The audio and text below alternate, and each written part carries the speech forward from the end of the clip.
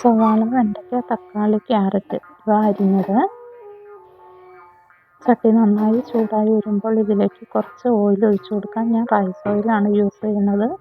RCMൽ നിന്നും മേടിക്കുന്ന റൈസ് ഓയിലാണ്.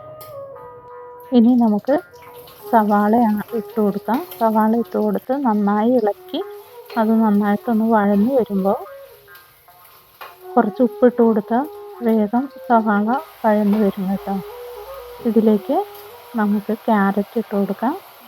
ക്യാരറ്റും സവാളയും അത്യാവശ്യം നല്ലതുപോലെ വഴന്ന് വരുമ്പോൾ ചൂടായി വരുമ്പോൾ അതിലേക്ക് നമുക്ക് വെണ്ടയ്ക്ക ഇട്ട് കൊടുക്കാം. വെണ്ടയ്ക്കയും ക്യാരറ്റും സവാളയും കൂടി നല്ലപോലെ ഇളക്കി യോജിപ്പിച്ച് വെണ്ടയ്ക്കയുടെ വഴുവഴുപ്പൊക്കെ ഒന്ന് മാറി വരുമ്പോൾ ഇതിലേക്ക് നമുക്ക് കുറച്ച് മഞ്ഞൾപ്പൊടിയും മുളക് പൊടിയും കൂടെ ഇട്ട് ഇളക്കണം.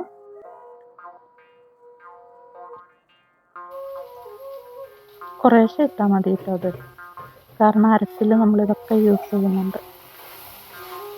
ഇപ്പോൾ ഇതെല്ലാം കൂടി നല്ലപോലെ യോജിച്ചിട്ടുണ്ട്. തക്കാളി ഇട്ട് കൊടുത്ത് നമുക്ക് ഒന്ന് ഇളക്കി കൊടുക്കാം. എല്ലാം കൂടി കൂട്ടി യോജിപ്പിച്ചതിന് ശേഷം നമുക്കിതൊന്ന് മൂടി വയ്ക്കണം. ഇനി ഇത് വെന്ത് വരുമ്പോഴേക്കും നമുക്ക് തേങ്ങ, മുളക് പൊടി, മല്ലിപ്പൊടി ഒക്കെ കൂടി എടുത്തിട്ട് അതൊന്ന് അരച്ചുകൊണ്ട് വരാം. ഇപ്പോൾ ഇത് അത്യാവശ്യം നല്ലതുപോലെ വെന്തിട്ടുണ്ട്.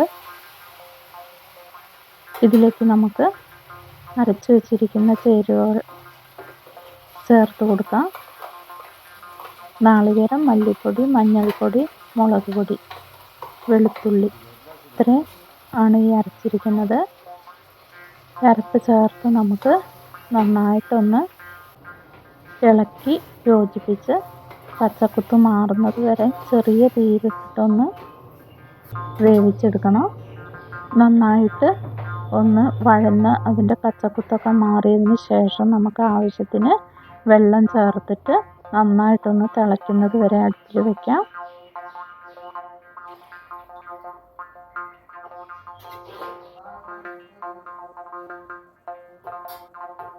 ആവശ്യത്തിന് വെള്ളം, ഞാൻ ഇത്രയും വെള്ളമാണ് കേട്ടോ ഉപയോഗിച്ചിരിക്കുന്നത്. ഇത്രയും വെള്ളത്തിനുള്ള അരപ്പേ ഉണ്ടായിട്ടുള്ളൂ.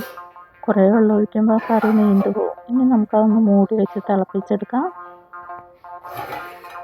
നന്നായി തിളച്ചിട്ടുണ്ട്. ഇതിലേക്ക് നമുക്ക് കുറച്ച് പച്ച എണ്ണ ഒഴിച്ചു കൊടുക്കാം. ഞാൻ റൈസ് ഓയിൽ ആയതുകൊണ്ട് അത് കടുകൊന്നും വറുക്കാതെ അങ്ങനെ തന്നെ ഒഴിച്ചു കൊടുക്കുന്നു. നിങ്ങൾ വെളിച്ചെണ്ണയാണ് യൂസ് ചെയ്യുന്നതെങ്കിൽ അത് പച്ചയ്ക്ക് ഒഴിച്ചു കൊടുക്കാം. ശേഷം നമുക്ക് ഓഫാക്കാം. നല്ല ടേസ്റ്റി ആയിട്ടുള്ള ഒരു കറിയാണ് കേട്ടോ.